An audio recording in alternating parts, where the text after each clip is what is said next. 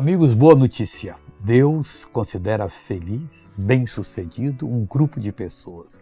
E qual é esse grupo de pessoas que são felizes, bem-sucedidos? Romanos 4:8 nos diz assim: bem-aventurado o homem a quem o Senhor não imputa o pecado. Acabou.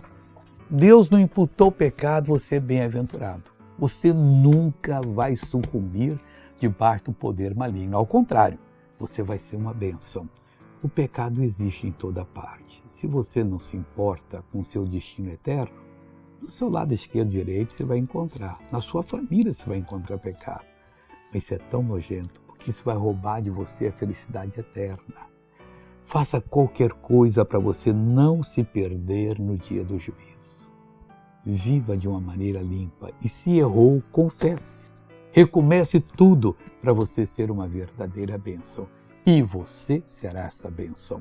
Vamos agora ver um testemunho de alguém que foi abençoado e eu já volto. Eu tinha fibromialgia há 40 anos já. 40 anos? Sim. Fibromialgia. Eu não conseguia erguer o braço. Até onde a senhora erguia sem dor? Muito pouco. Muito... E aqui eu não conseguia. Não conseguia pôr também. Levanta bem os dois para o céu agora. Ei, Jesus. Agora eu voltei para orar. Meu Deus, meu Pai. Isso é muito sério, Pai. O pecado não pode reinar em nós. Não pode ter voz em nós. Nós não podemos atendê-lo.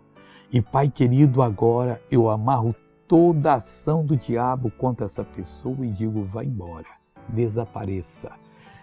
Em nome de Jesus, você, demônio, está amarrado. Saia em nome de Jesus. Amém. Bom dia.